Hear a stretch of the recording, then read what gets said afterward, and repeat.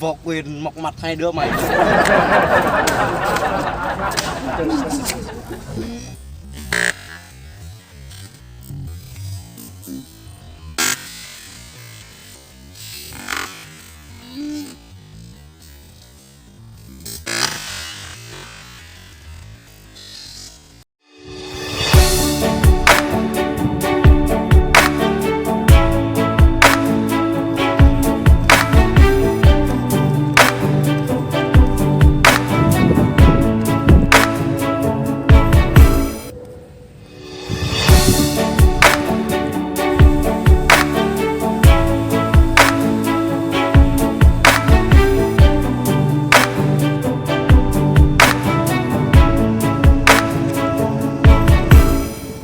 Chào Nghĩa đẹp, đi đâu Nghĩa đẹp, anh chở em đi.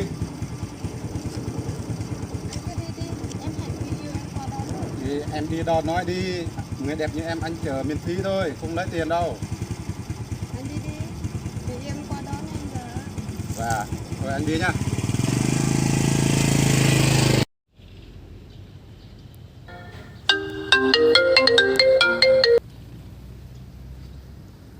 Alo, anh hả? Sao anh lâu thế? Alo em, anh nghe đây. Em đang ở đâu? Được rồi, được rồi, anh đánh nè.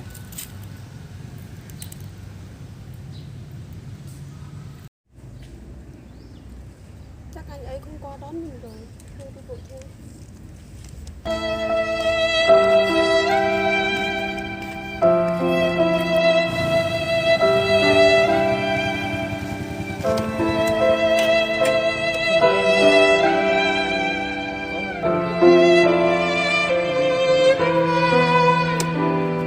Nên anh hơi trẻ một chút. Thông cảm cho anh nha. Không sao đâu anh tới đón em là em mừng rồi. Vậy mà em cứ tưởng anh không đến đón em chứ. Anh không đón em sao được. Thôi em, mình lên xe đi em.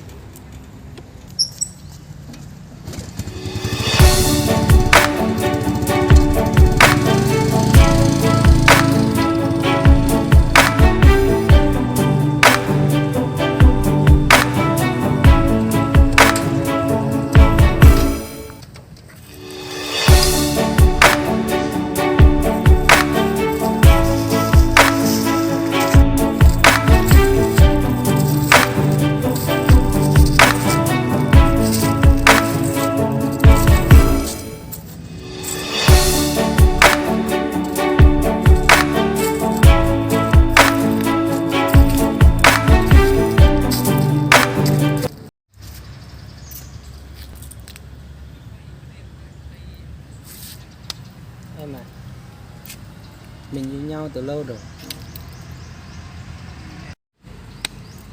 Biết khi nào hai đứa mình mới đám cưới đây. Em cũng không biết nữa. Em rất mong hai đứa mình đám cưới sớm. Ok, anh sẽ cố gắng để kiếm tiền đám cưới hai đứa mình sớm. Này, hai đứa đang làm cái gì đó? Hai đứa buông tay ra. Này, mày đã nói tao buông tay, mày là gì của nó? Cô ấy là người yêu cũ của tao. Đi, đi theo anh về. Em không đi đâu. Em không đi đâu, buông tay ra đi. Em làm sao đấy? Trước đây em yêu anh nhiều lắm mà. Hãy cho tôi tình yêu nhỏ. Tôi xin hát giùm em. Một người yêu em, trong đó có tôi. Còn hai người yêu em. Còn thằng này sẽ ra đi, còn tao thì ở lại. Thôi, hai người đừng như thế. Trong hai người em sẽ không yêu một ai đâu.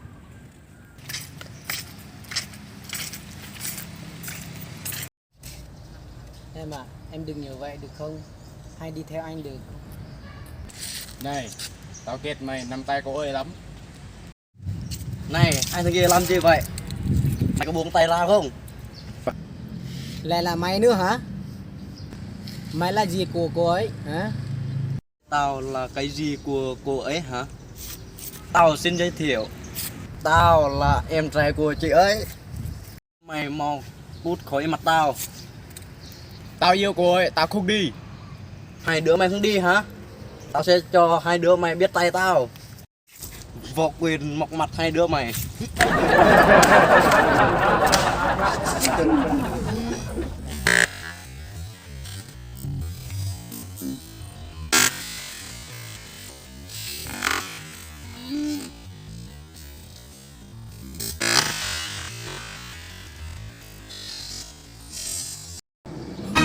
Thôi, lại đi.